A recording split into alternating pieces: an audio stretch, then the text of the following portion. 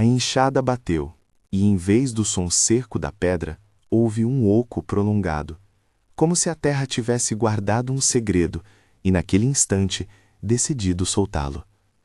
Amélia ficou de pé, as mãos trêmulas, olhando para o buraco onde a lâmina havia sumido. O vento trouxe do mato um cheiro de folhagem e lenha que sempre a lembrava das cozinhas de outrora. Ela veio cavando, como quem cava memórias, devagar, com respeito. Queria rosas, só isso.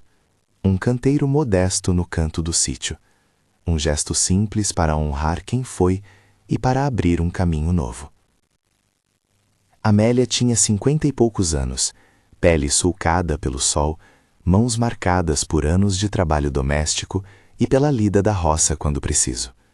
Viúva há 4 anos, mudara-se para o sítio que fora dos Rodrigues mais por vontade do coração do que por razão. Precisava de um lugar onde as lembranças coubessem sem doer tanto. O sítio não era grande, mas era justo para começar de novo. Havia um quintal amplo, um tanque com água morna no verão, um galpão que tilintava com o vento, e o que restava da casa antiga, com o telhado que rangia quando chovia.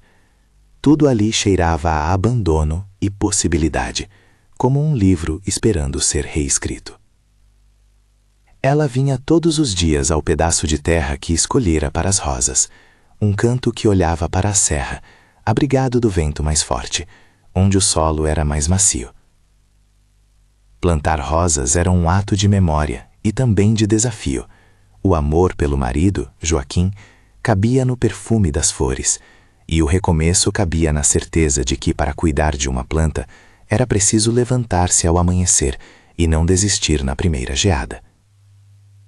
Antes de enterrar qualquer muda, Amélia quis preparar a cama, revolver a terra, limpar as pedras, tirar as raízes das ervas que insistiam em voltar. O sítio era perto da vila de Santa Cruz, uma meia hora a pé se o sol não fosse castigador. A vila era de ruas empoeiradas, uma igreja com sinos de bronze, a venda do seu Martinho, a praça onde havia sempre um rumor novo a cada feira. Entre os que viviam ali, conhecia o padre Anselmo, que fora quase irmão de fé em dias de velório.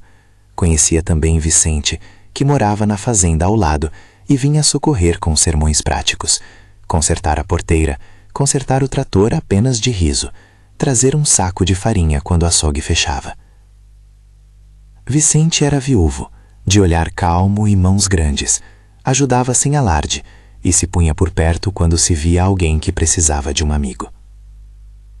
Havia ainda o nome que pairava nas bocas e nas encruzilhadas, Coronel Augusto Mendes. Ele possuía terras além do que a razão justificava, e o poder de seu nome atravessava as portas das casas como sombra comprida. Homem de hábitos precisos, montava a cavalo bem cedo e ia ao mercado como se estivesse numa procissão. Não se dizia seu amigo, falava-se dele com uma mistura de respeito e cautela. O coronel tinha influência sobre a comarca, seu rastro ia de contratos assinados à força a promessas não cumpridas. Amélia sabia disso desde que chegara. O sítio dos Rodrigues tinha sido diminuído no passado, e nomes de documentos antigos voltavam a rondar sua mesa de noite quando ela limpava a casa com os olhos cheios de luar. Naquele primeiro dia, enquanto tirava a terra com a enxada, as memórias vinham em fragmentos. A risada de Joaquim quando cantava para as ordenhas, o dia da venda da fazenda, com papéis e vozes mais altas do que a dela, o enterro dos seus 2 meninos, levado por uma febre que veio na seca e que a deixou com um buraco tão grande que por vezes parecia impossível atravessar. Amélia cuidava de suas lembranças com a mesma prática com que tratava as mudas, podar onde era preciso, regar com lágrimas que não reclamavam. Quando o som oco veio, ela ficou parada alguns instantes, ouvindo. Não chegara a pensar em ouro ou em monstros enterrados. Pensou apenas que aquilo era algo que não pertencia à terra do sítio, que ali se guardava por mãos humanas. Ergueu a enxada e escarafunchou com cuidado. A cada golpe, o oco respondia, como papel oco batendo dentro do chão.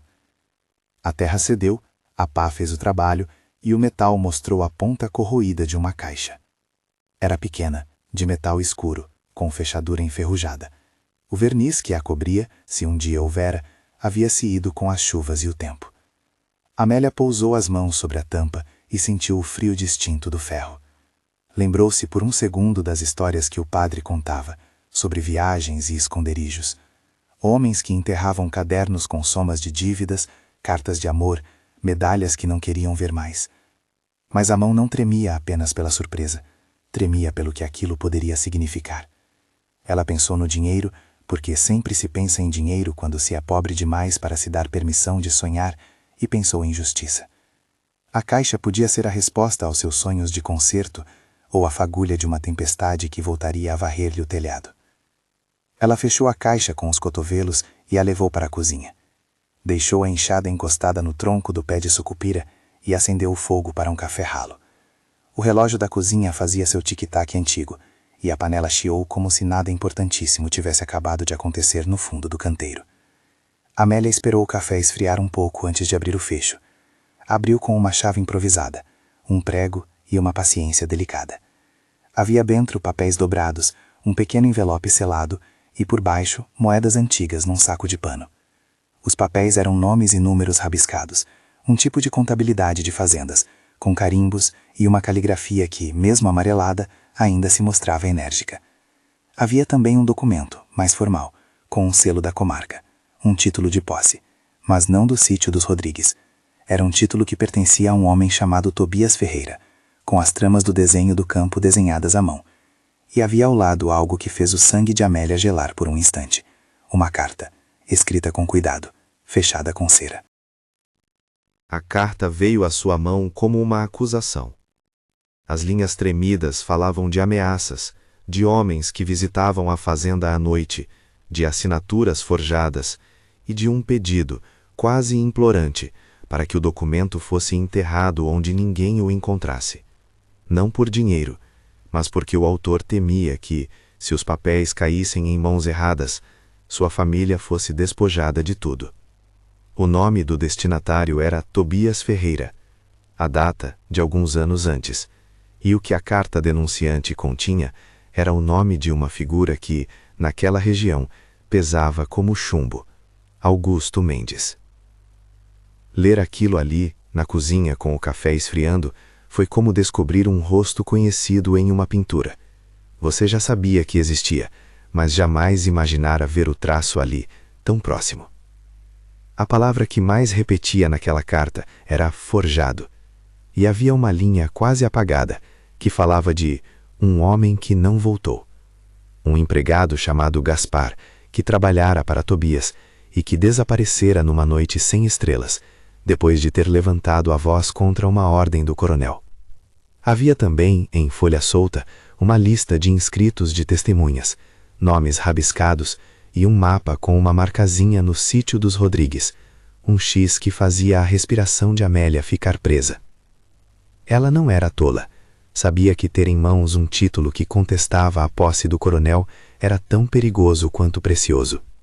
Era a chance de recuperar algo que fora arrancado com mãos calosas, mas também era uma lâmina com que se poderia ferir se usada sem cuidado.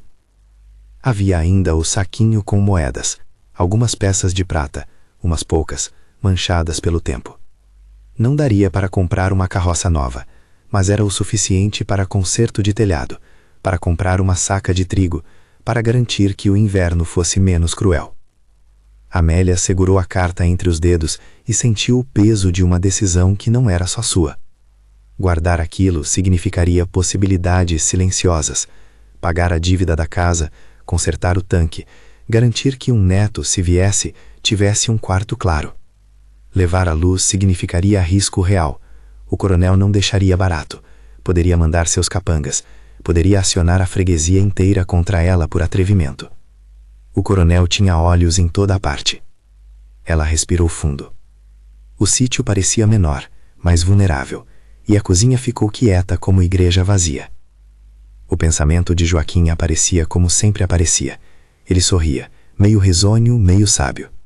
Amélia, disse a lembrança, não guardes o que é do povo por medo. Quem teme perde duas vezes. Era difícil saber se aquilo vinha da memória ou do desejo de que o marido ainda o aconselhasse. Mas havia no conselho que imaginava uma verdade.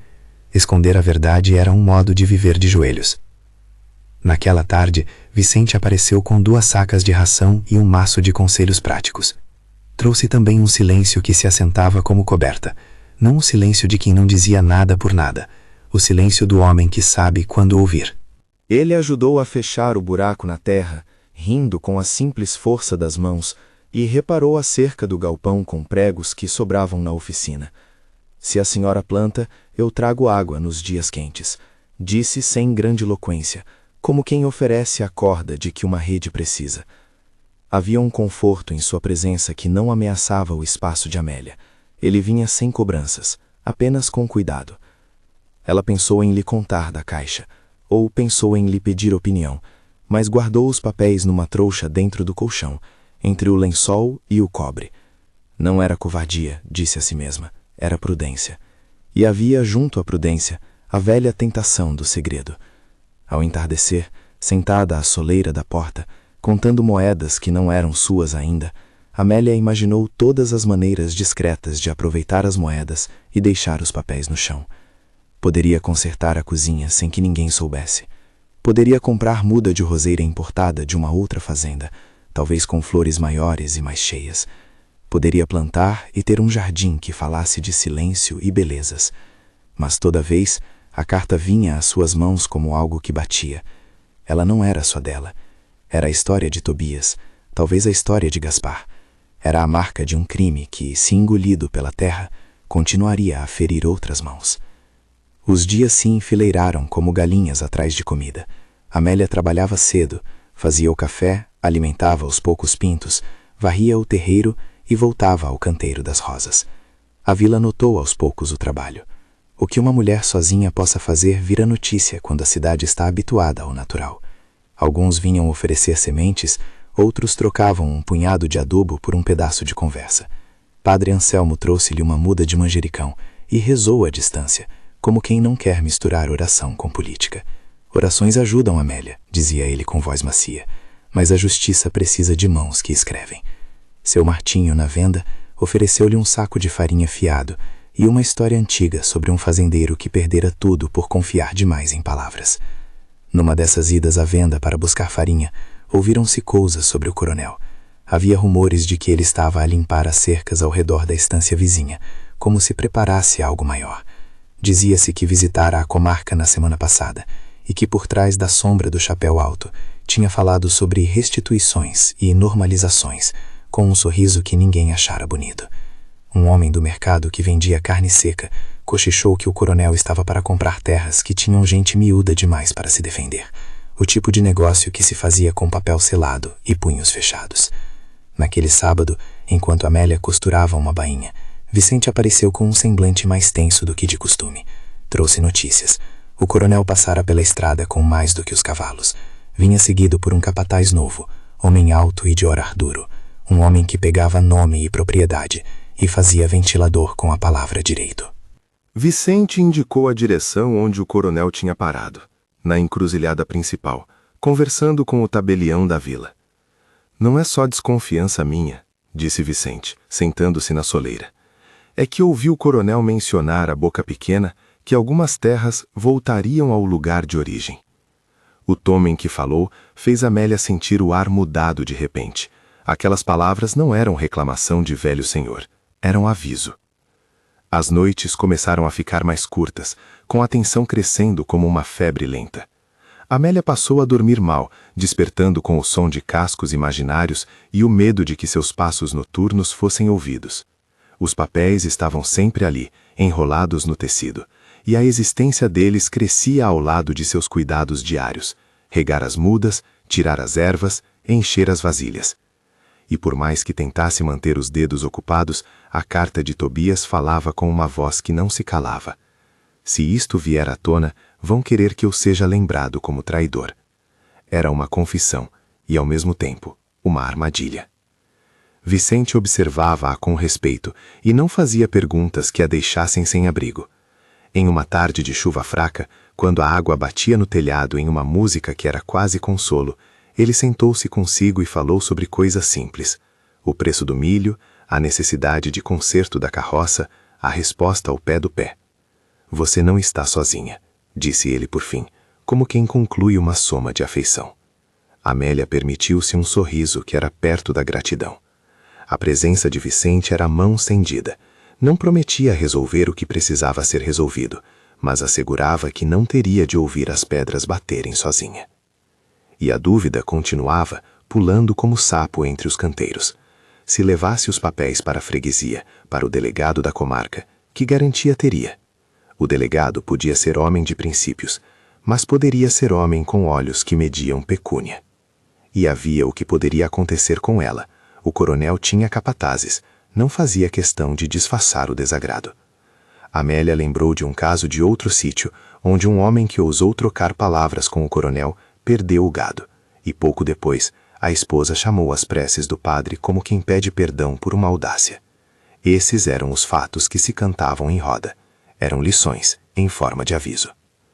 Numa manhã límpida de sol claro, quando o céu parecia polido e a terra cheirava a enxofre de chuva passada, Amélia tomou uma decisão que não foi rápida, mas que tampouco foi titubeante.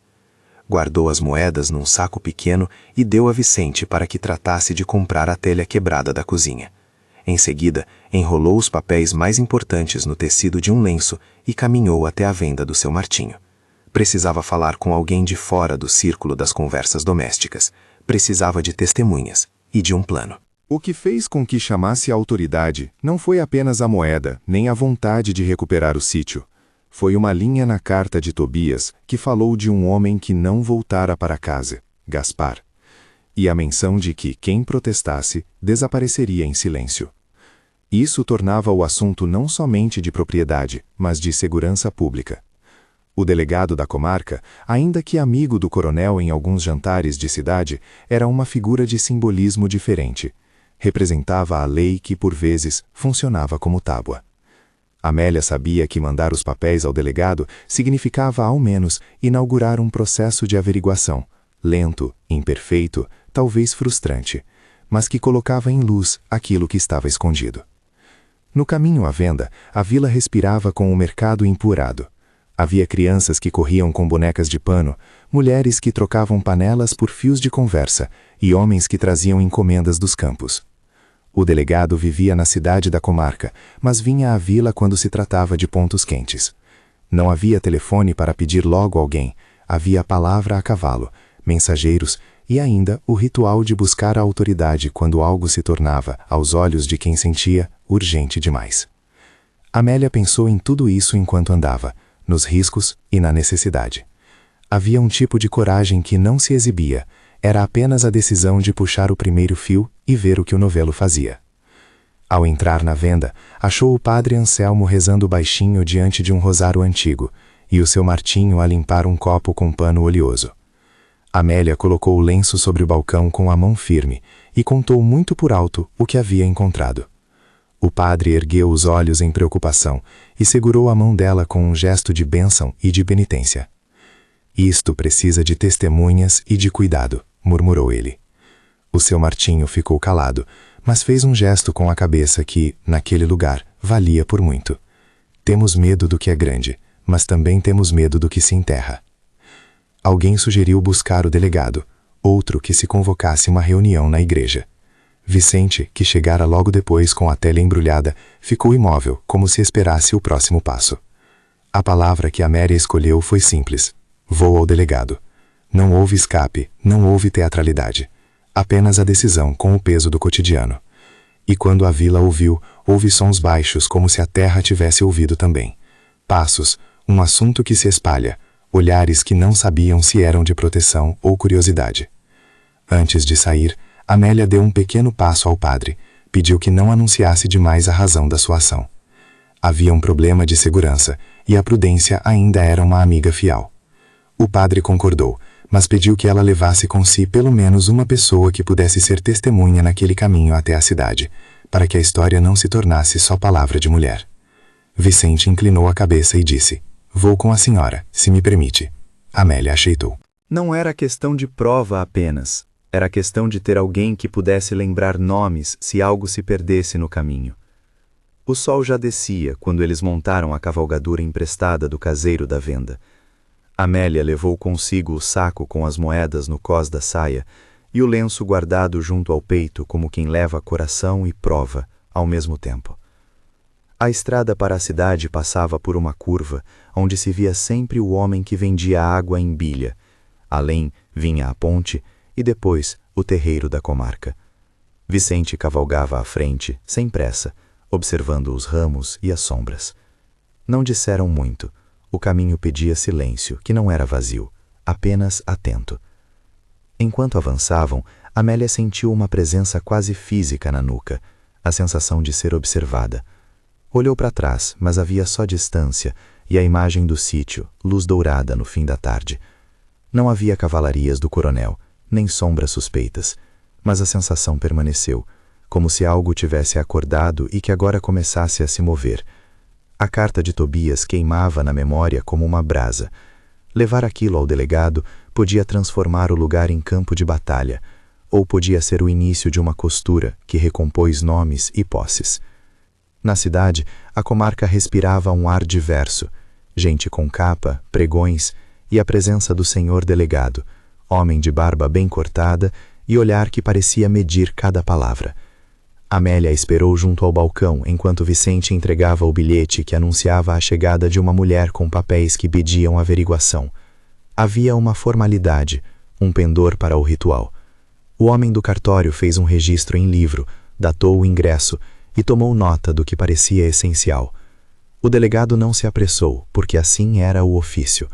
A lei se movia com a lentidão de quem não queria tropeçar em si mesma. Eles foram recebidos numa sala de madeira com cheiro de papel antigo. Amélia pôs os papéis diante do delegado, mãos firmes, olhar direto. Lendo as primeiras linhas, o delegado quietou a respiração. Homens ali sabiam que certas letras eram veneno, nomes de homens poderosos, assinaturas que desmentiam outras assinaturas, um mapa onde estava desenhado um X que levava direto às raízes do problema. Ele perguntou como ela achara aquilo, de quem fora, e Amélia contou o essencial. Encontrara a caixa no canto do sítio, onde ia plantar rosas. Havia uma carta de Tobias Ferreira e um título que parecia provar que certos documentos eram forjados. O delegado ouvia e não prometeu nada além do que a comarca podia oferecer: uma averiguação, uma certidão e o envio de uma comunicação formal ao cartório para que as assinaturas fossem checadas. Não era uma promessa de efeito imediato, era o começo burocrático de um caminho. Amélia entendeu isso e mesmo assim sentiu que tinha feito o que devia. Era um gesto que soltava o segredo da terra e o punha debaixo de olhos que, talvez, servissem ao justo. Ao saírem da comarca, já anoitecia e as sombras eram maiores. Vicente ofereceu carona até o sítio e Amélia aceitou. No caminho de volta, não disseram quase nada. As palavras seriam redundantes diante de um futuro que começava a abrir-se em possibilidades assombradas. Chegando à vila, houve quem notasse a carruagem do delegado e quem especulasse sobre o que uma viúva poderia ir buscar na cidade. O rumor cresceria, como sempre cresce, transformando-se em sentimento coletivo.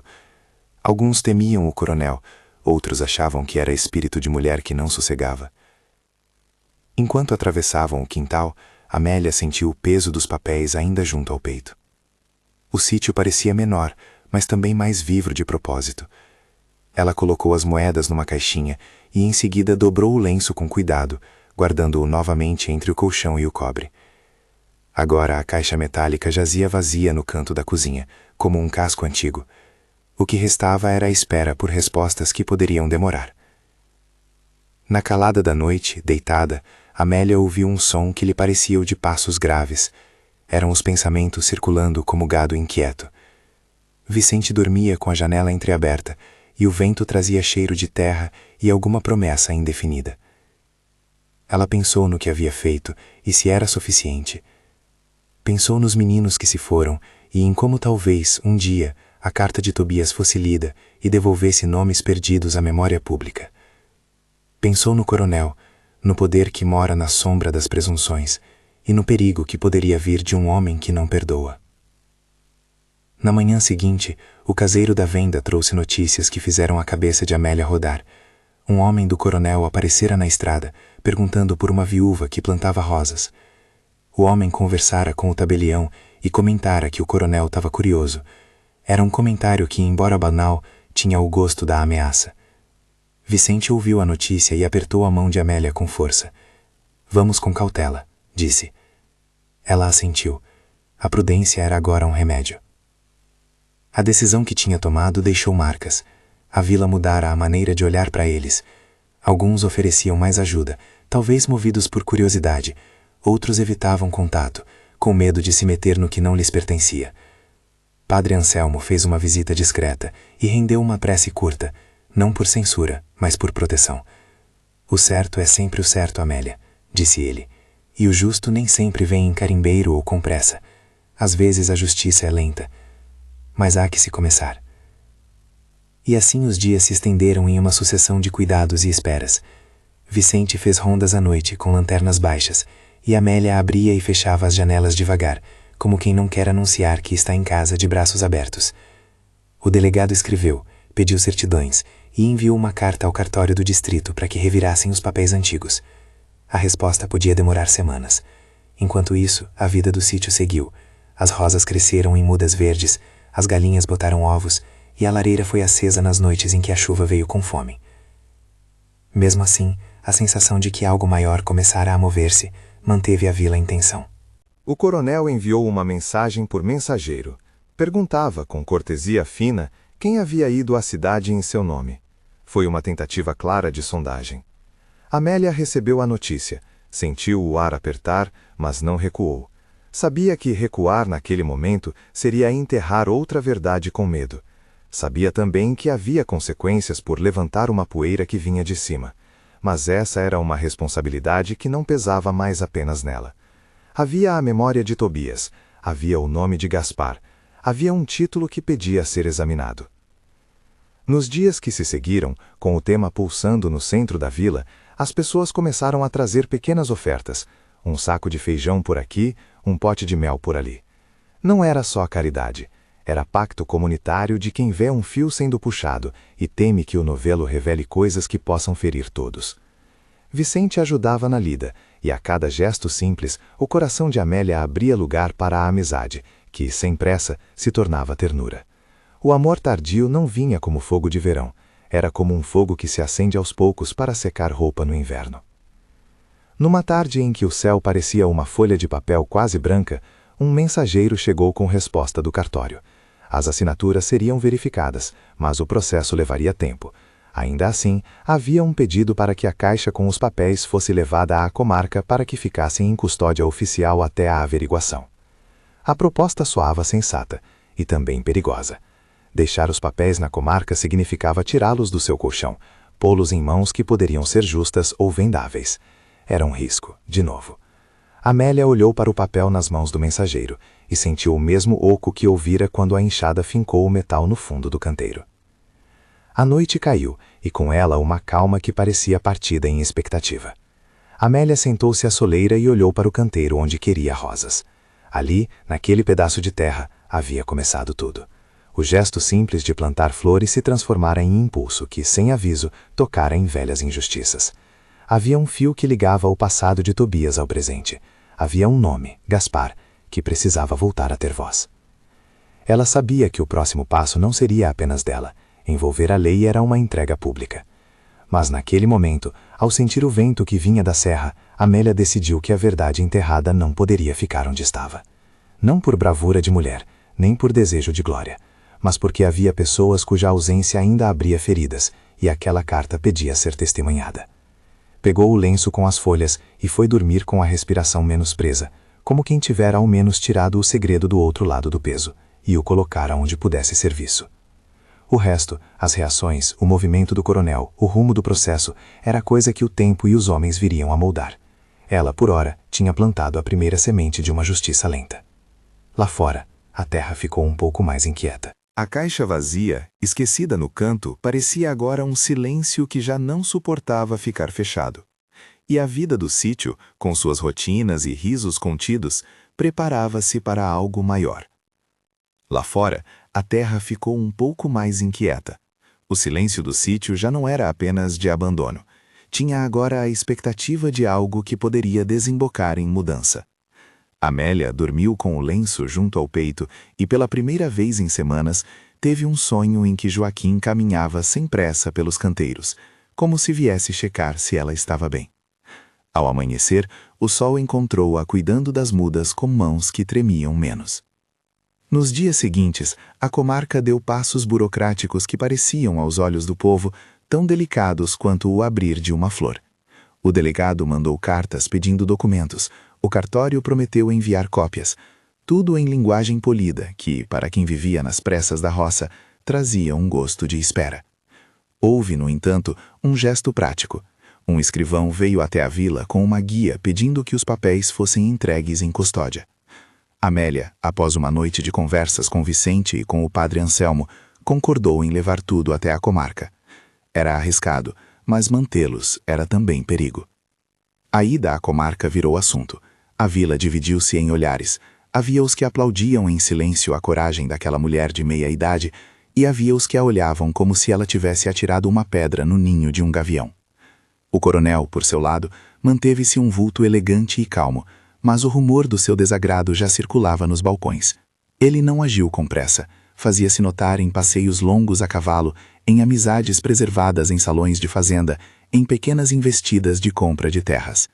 Sua força estava no modo que tinha de tornar a presença um argumento. Quando os papéis chegaram ao cartório para exame, um velho tabelião, que tivera um aperto no peito ao ver o selo da comarca, reconheceu uma assinatura que o fez estremecer. Era uma letra que ele vira muitas vezes em contratos antigos, a assinatura de um homem cujo nome enchia a região, Augusto Mendes, o coronel. Havia pontos que não fechavam, algumas rubricas pareciam acrescidas, como se mãos diferentes tivessem mastigado a tinta. O tabelião, homem de meia-idade e de poucas palavras, enviou uma carta ao delegado pedindo cautela e recomendando consulta a um perito de cidade grande. Era pouco, mas suficiente para acender, no pequeno universo das letras, a faísca de dúvida. Enquanto isso, o coronel movimentava-se por suas vias. Não era homem de escândalos escancarados, preferia o veneno lento da intimidação. Mandou recados por mensageiros que traziam flores cortadas e palavras amáveis. Não convém que pequenas histórias cheguem a brasas. Chegou a convidar o tabelião para um café na sua casa grande, onde conversas se tornavam conselho e conselhos viravam ordens, sem ordem. Havia, porém, algo que o coronel não previra.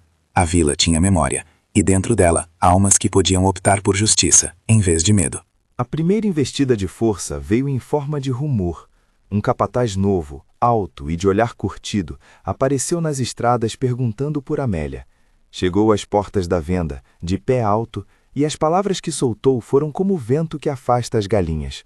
O senhor Augusto quer descobrir quem anda enchendo o ouvido da cidade com bobagem. O tom era de aviso, não de ameaça direta. Mas em regiões pequenas, aviso e ameaça andavam de braço dado. As pessoas viraram o rosto. Alguns esconderam a conversa. Outros a contaram aos pares, acrescentando cor. Vicente ouviu, e, como sempre, aproximou-se daquilo que precisava ser cuidado: as cercas, as portas, as vigas do galpão. Ele fez uma ronda noturna, lanternas baixas, passos quietos que falavam de vigilância. Houve noites de vigília em que Amélia e Vicente sentaram-se à beira do fogão depois que as panelas esfriaram. Falavam de coisas práticas, a porta a arranjar, a vacina das galinhas, e entre uma palavra e outra enlaçavam o que de novo nascia entre eles, a convicção de que não estavam sozinhos. O amor que crescia ali não era ruidoso, era a mão que ampara o outro sem pedir contas, o cuidado que traz comida quando a lida pesa. Vicente contava histórias de juventude, de um casamento que fora suave e logo vencido pela morte, de noites em que o campo parecia um mar de silêncio. Amélia respondia com memórias de Joaquim, não para medir dor, mas para mostrar que a lembrança não impede novo afeto. Aos olhos da vila, era sempre curioso ver dois viúvos se ajudando, mas a amizade logo se tornou norma, e norma é conforto em lugares pequenos. O escrivão, por sua vez, chegou com uma notícia que parecia pequena, mas que naquele tempo estava carregada de valentia. Um antigo empregado do cartório, um rapaz de voz baixa chamado Mateus, confessara ter visto documentos trocados numa noite em que o coronel e seu tabelião assinaram papéis. Mateus, temeroso, oferecera-se para depor. O delegado, homem de barba cortada e sobriedade, sabia que precisava de mais do que boa vontade. Precisava de provas e testemunhas. Ainda assim, a presença de um testemunho interno era um sopro que anunciava a mudança. O coronel sentiu esse sopro como quem antecipa chuva de pedra. Os dias seguintes incluíram idas e vindas à comarca. O delegado mandou ouvir pessoas, pediu que o tabelião viesse registrar detalhes e solicitou que Mateus narrasse o que sabia. Em uma sala de madeira, com cheiro de cera e papel, Mateus descreveu uma noite em que papéis haviam sido tirados de gavetas e substituídos por outros, com a promessa de pagamento que nunca chegara aos que entregaram suas terras. Contou também de um homem chamado Gaspar, que talvez fora mais do que um empregado, fora a voz que se ergueu contra a injustiça, e por isso desaparecera. Mateus falou com voz trêmula, mas firme. Sua coragem não apagou o medo que ladeava a cada palavra. O delegado, consciente das limitações e perigos, ordenou que a caixa com os papéis originais ficasse sob custódia no cartório da comarca, com registro assinado. Era uma medida formal, mas tinha peso. Retirava a peça central do alcance fácil do coronel. Este, por sua vez, respondeu com a serenidade dos que acreditam na sua própria impunidade. Mandou aos ouvidos da vila que era preciso cautela ao mexer com assuntos sérios, lembrando que a ordem precisava de calma. A sua voz era de quem quer governar o pavor com polidez. Na vila, entretanto, as coisas se moviam em ritmos distintos. Havia quem, secretamente, oferecesse abrigo a testemunhas. Havia quem decidisse que a presença do coronel era inalterável e, por isso, preferisse cuidar de suas vidas como se nada mudasse. Havia ainda os que, como o padre Anselmo, despertavam a consciência comunitária. Justiça é mais que papel, é coragem de confirmar o certo, dizia ele, sugerindo encontros discretos na sacristia para organizar testemunhos. O padre, homem de oração e escuta, sabia que quando a lei falha em rapidez, a comunidade pode guardar coragem temporária. O coronel, sentindo-se investido de autoridade que poderia ser corroída, mudou de tática. Em vez de violência aberta, começou a usar a força da economia. Enviou compras maiores à venda do seu Martinho, presentes que pareciam gentilezas e que, no fundo, eram lembretes de quem mantinha a riqueza. Visitou a igreja em dias em que a aparência de devoção pode valer votos de lealdade. E, numa tarde calma, convocou alguns moradores de influência para um jantar em sua casa grande, onde exibiu documentos e testemunhos que pintavam outra versão. Havia, alegou, acordos assinados há tempos com notas que sustentavam a sua posse. À luz do lamparim, ofereceu combinações que cheiravam a acordo. Podemos acertar e permanecer como irmãos, disse com educação cortês. A oferta era indireta, um acordo que manteria o coronel invejoso do poder e a vila a pagar com silêncio. Mas a vila já não era tão simples. Houve quem recusasse o jantar, quem fosse por curiosidade e ficasse franzindo o senho, e quem, no íntimo, desconfiava que a justiça, mesmo lenta, poderia funcionar. Mateus manteve-se firme, apesar do sacrifício de ter se tornado voz pública. As pessoas que o apoiavam passaram a protegê-lo com segredo e carinho. Uma das vizinhas, Dona Lúcia, oferecia-lhe sopa e o mantinha rotineiramente em sua casa à noite. A solidariedade foi crescendo como erva em primavera. O clima pesou quando um homem estranho foi visto rondando o sítio ao anoitecer. Era o mesmo capataz alto, agora acompanhado de 2 homens de semblante fechado. Um deles, segundo relatos, parou perto da cerca e deixou cair, propositalmente ou por distração, um bilhete com palavras que eram ameaça mascarada. Cuide da mulher que planta rosas. A terra fala, mas quem escuta pode se queimar. Vicente, ao encontrar o bilhete, devolveu-o ao remetente, com um gesto que foi tanto resposta quanto recado. Deixou a folha ao pé da porteira, com a assinatura do nome da vila. Era um ato simples, mas de coragem mansa. Dizia que ali haveria testemunha para cada movimento. A tensão cresceu, e as noites passaram a ter vigílias sistemáticas. Amigos que antes iam embora ao cair do dia passaram a ficar até tarde, compondo rede de observação. Era pouco, mas funcionava como prevenção. O coronel, vendo que a intimidação não havia rendido o esperado, resolveu dar outro passo. Usou seu prestígio para sugerir ao delegado que os nomes de quem testemunhasse fossem dados à comarca para proteção e verificação, o que, na prática, poderia colocar as testemunhas vulneráveis em destaque. O delegado, homem de uma ética vacilante, sentiu-se pressionado. Sua lealdade à lei contrapesou diante dos risos e das influências que o coronel movia. Houve um encontro decisivo naquela praça de terra batida, sob a sombra do paineira. O coronel, de chapéu bem posto, convocou uma reunião pública para discorrer sobre a paz social. A vila compareceu curiosa. Amélia pediu ao padre que estivesse presente. Vicente caminhou ao seu lado. O coronel subiu a um pequeno estrado improvisado e falou com eloquência. Não se perde a chance de discutir. Vivemos em comunidade, e a comunidade não pode ser arrastada por tempestades de boatos. Suas palavras foram recepcionadas entre aplausos e sussurros. Alguém bateu palmas, outros franziram o senho. Quando desceu, aproximou-se de Amélia com um sorriso que não chegou aos olhos e disse em voz baixa: Mulher, tenha cuidado. O coração das pessoas é frágil.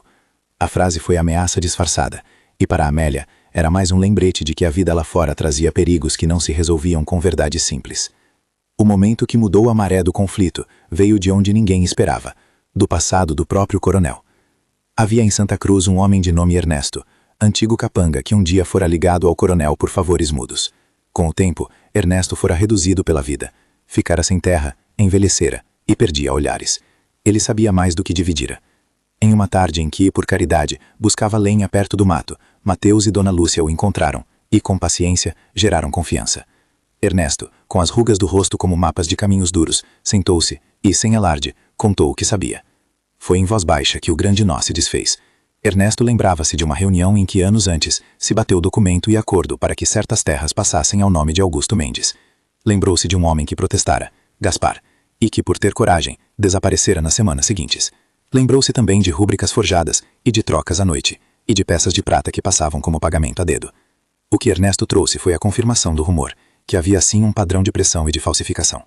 Sua lembrança, combinada com o depoimento de Mateus e com a letra suspeita analisada pelo tabelião, passou a formar um conjunto de indícios difíceis de ignorar. O delegado, pressionado por provas e por um punhado de corajosos da vila, ordenou então que se investigasse com mais intensidade. Mandou ao cartório de comarca uma cópia do documento para ser avaliada por um perito de cidade próxima. Ordenou que fossem tomadas oitivas formais de testemunhas. Não era garantia de condenação. O tempo e a influência poderiam torcer os rumos, mas ao menos era uma ação que colocava o assunto sob uma luz oficial. Para o coronel, aquilo foi golpe de surpresa, não por não saber que as coisas podiam vir à tona, mas por ter subestimado a paciência do povo. As semanas ficaram pesadas. Algumas pessoas foram chamadas à comarca para depor. Mateus, Ernesto e o tabelião deram testemunho. O coronel enviou advogados e ofereceu compensações a quem se dissesse ferido pelas acusações. Tentou também, em um gesto voltado à sua imagem, distribuir roupas e víveres com um brilho de generosidade que alguns aceitaram e outros declinaram. A batalha, então, transformou-se num jogo de influência e paciência. Quem tivesse maior resistência ao desgaste emocional e financeiro poderia prevalecer. Amélia sentiu de perto o temor de retaliação. Uma manhã, acharam o galinheiro com as traves cortadas, talvez obra de roedores, talvez de mãos humanas querendo causar prejuízo. Não havia prova direta, mas o recado quase sempre vinha em pequenos atos. Vicente passou a dormir com a espingarda velha do sítio, não por desejo de violência, mas por necessidade de proteção. Padre Anselmo organizou visitas rotineiras e orações públicas, que, discretamente, serviam de trincheira moral. Então veio a carta do perito. Era uma correspondência curta, porém clara. Havia indícios de forja nas assinaturas. Algumas assinaturas eram, de fato, acrescentos posteriores, com tinta de época diferente e traços que não correspondiam à mão que supostamente assinara. O laudo não era sentença, mas era pedra sobre pedra na construção de um caso. A comarca passou a comportar discussões mais sérias sobre os títulos de terras, e a igreja ecoava relatos de gente que havia sido desapropriada sem reparo. O coronel, por seu turno, sentiu sua imagem rachar. Nos salões de sua casa grande, as conversas mudaram de tom. Nos mercados, os cochichos viraram manchete. Percebendo o cerco apertar, Augusto Mendes fez um movimento final. Procurou o delegado e propôs um acordo para evitar o vexame público. Queria reassumir território sobre negociação, não sobre conflito aberto. Só que, como toda proposta que nasce de vantagem, talvez viesse carregada de condições. O delegado, homem que ponderava entre a manutenção da ordem e a aplicação da lei, hesitou. A proposta era um atalho. Aceitá-la faria a vila calar-se e poderia poupar tumultos. Recusá-la, no entanto, poderia desencadear resistência do coronel. Havia o risco de violências veladas. O que pesou foi a força das provas e a persistência das pessoas que se recusavam a ver a história enterrada de novo. Numa manhã luminosa de primavera, o delegado convocou uma audiência pública na praça da vila. Não era tribunal formal, mas era ato público de leitura de fatos. Mateus, Ernesto e o tabelião acompanharam, e o povo veio em massa. O coronel compareceu com sua postura habitual, altivez que mascarava inquietação. O delegado, com voz grave e documentos na mão, leu os resultados das verificações, mencionando a necessidade de prosseguir com averiguações e destacando a recomendação de que as terras suspeitas fossem objeto de nova análise e de preservação de direitos, até que a justiça, lenta, concluísse. Não foi uma vitória clampesca, nem um rompante de glória que arrancou o poder do coronel. Foi antes o início claro de um processo que obrigaria o homem a prestar contas. Ele, ferido no orgulho mas não derrotado, recuou com a aparência de quem preserva a calma. A vila, no entanto, celebrou de modo contido. Havia uma sensação de alívio, misturada com cautela. A justiça poderia seguir seus próprios caprichos, e o coronel ainda dispor de artifícios, mas o fato de o assunto atravessar a praça foi para muitos sinal de que a verdade agora tinha testemunhas oficiais. A vida no sítio, depois daquele momento, seguiu com olhos atentos. As rosas, tímidas, brotaram ao redor do canteiro que Amélia cavara. Vicente e ela aprenderam a regar os arbustos com mais paciência, foram se instalando em rotinas que curavam. O dinheiro das moedas serviu para remendar o telhado, comprar uma nova arca e, com parcimônia, comprar sementes e uma pequena colheita de batatas que rendeu mais do que se esperava. As pessoas traziam o que podiam, um pouco de tinta para a cerca, um pedaço de pano novo para as almofadas, conselhos sensatos. A comunidade, ferida mas não quebrada, começava a viver à sombra daquilo que se plantara em coragem. Com o tempo a história trouxe novas visitas. A filha de Amélia, Mariana, que há anos vivia distante por causa de casamentos e providências de vida, ouviu rumores e decidiu voltar à vila. Voltou com o marido, Sebastião, e 2 meninos pequenos, Pedro e João, olhos curiosos e ruidosos que pareciam querer tomar posse do quintal. A chegada de Mariana foi como uma estação que se abre. Houve reencontro, abraços que pareciam recuperar anos, lágrimas e risos. Ela teve hesitações, porque a distância criava memórias diferentes. Mas quando encontrou a sua mãe entre as rosas, as palavras que restavam foram simples como cuidado. Mãe, vim para ficar um pouco. E Amélia, com o coração mais leve do que nos tempos da solidão, sorriu e aceitou. A família, reunida, deu novo alento ao sítio. As crianças correram entre as cercas, aprenderam a colher ovos e a arrancar ervas. Sebastião ajudou na lida do campo e trouxe ideias práticas que pouco a pouco ampliaram a produção. Vicente, que era um homem de poucas ambições além de paz e boa companhia, ganhou um lugar na casa que a filha ocupou. Era presença constante nas refeições, nas conversas à noite e nas caminhadas que Amélia fazia pelos canteiros. O casamento que se desenhou entre Amélia e Vicente não foi de pressa, foi ato de pactuação, de reconhecimento manso de que a vida se partilha melhor a 2. Casaram-se numa cerimônia simples, na igreja de Santa Cruz, com o padre Anselmo sorrindo entre lágrimas e com a vila inteira olhando, como quem celebra um fruto bem regado. A justiça, entretanto, seguiu seu ritmo lento e por vezes frustrante. Houve audiências, cartas trocadas com a comarca vizinha e a necessidade de manter documentos sob guarda. O coronel tentou artifícios legais e financeiros para manter o que tinha. Não era homem de ceder facilmente. Mas a pressão havia deixado marcas. Alguns de seus vizinhos poderosos começaram a reavaliar alianças, e conversas nas salas grandes já não se davam como antes. Em um desses movimentos, foi proposta uma compensação parcial para famílias que alegavam ter sido prejudicadas por certas assunções de terras. Não era restauração completa, mas serviu para reparar temporariamente algumas perdas. Aos poucos, o sítio cresceu, não só em produção, mas em reputação. Amélia e Vicente souberam administrar o que tinham com prudência. Gastaram as moedas com cabeça, compraram um arado novo em parceria com Sebastião, modernizaram a horta e pouparam para épocas ruins. A prudência ensinada por Joaquim e a nova prática de Vicente criaram uma economia doméstica sólida. As rosas, que haviam sido o gesto inicial e simbólico, transformaram-se em símbolo vivo. Vizinhos iam visitar o jardim e, por alguns trocados, levavam mudas ou encomendavam buquês para ocasiões especiais. O jardim passou a ser pequeno ponto de comércio que falava de beleza e de história. Os anos que se seguiram envolveram colheitas diversas, um bom ano de milho, uma safra de mandioca que surpreendeu e um perfil de vida que começou a prometer continuidade. Pedro e João cresceram entre galinhas e histórias, aprenderam o nome das plantas e a ouvir as palavras dos mais velhos. Mariana, reconectada com as memórias de infância e agora com responsabilidades de mãe, tomou referentes práticos do sítio. Sebastião mostrou-se mão firme e paciente, ajudando em todo cuidado. O amor de Vicente e Amélia consolidou-se numa rotina de ternura. As mãos que antes tremiam tornaram-se firmes por experiência. As conversas à mesa transformaram-se em pequenas lições sobre paciência e justiça. Com o tempo, os processos judiciais arrefeceram. Não houve um veredito de dramatização, mas houve reconhecimento. Registros foram retificados em partes, nomes de proprietários foram esclarecidos aqui e acolá, e alguns desarranjos foram reparados. A história, por seu andar lento, trouxe formas de reparação que não eram totalizantes, mas que devolveram dignidade a quem dela precisara. O coronel, por sua vez, encolheu-se um pouco na estima pública. Ainda detinha poder e posses, mas o discurso de invencibilidade perdeu o brilho. Não foi ruína nem humilhação, foi ajuste do lugar de cada um. A velhice veio preguiçosa para Amélia e para Vicente.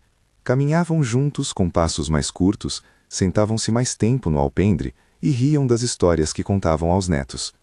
O jardim de rosas cresceu robusto e perfumado. As flores, altas e vivas, passaram a ser ponto de visita de pessoas de vila e de além, que vinham ver como um plantio simbólico dera lugar à terra fértil. As crianças, já adolescentes, ajudavam nas feiras com cestos de rosas e salgados caseiros. As boas-vindas ao visitante eram simples, mas autênticas. Houve festas e enternecimentos, um batizado na igreja, um casamento de alguém da vila que plantou a mesa entre as mesmas soledades, um santo festejo em que o padre Anselmo, já envelhecido, fez sermão sobre a coragem que muda as coisas. O sargento da comarca, quando vinha, olhava o jardim e dizia à boca pequena: "Foi bom o que fizeram." As palavras eram simples e falavam de reconhecimento. Amélia viveu seus últimos anos com o rosto marcado pelos anos, mas com um sorriso constante. Vicente, firme e sem vaidade, continuou a ser a mão que ampara. Quando o tempo veio buscar Amélia, foi numa manhã de céu claro que lembrava o seu primeiro dia no sítio. O mesmo vento, o mesmo cheiro de lenha, o mesmo inseto miúdo que visitava as flores. Ela partiu cercada de gente que a amava: Mariana, Sebastião, Pedro, João, e com a certeza de que seu gesto de cavar para plantar rosas fora o início de muito mais do que beleza, fora início de justiça. O enterro foi humilde, houve flores, orações e um buquê das rosas do jardim que Vicente levou sobre o caixão. O coronel, com todo o respeito público contido, enviou um representante que ficou discreto à distância.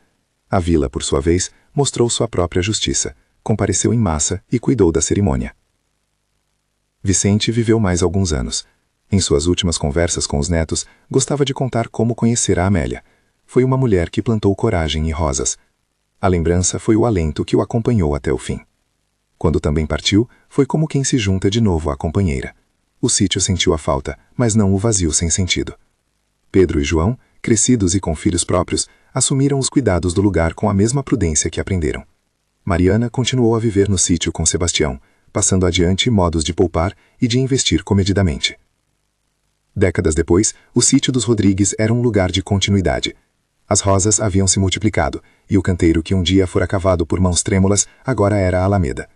O galpão estava restaurado, a casa antiga mantinha seus telhados consertados, havia uma escola na vila que recebia crianças de aldeias vizinhas. E o nome de Gaspar, lembrado em placas e histórias, passou a ser exemplo de alguém cuja voz não deveria ser calada.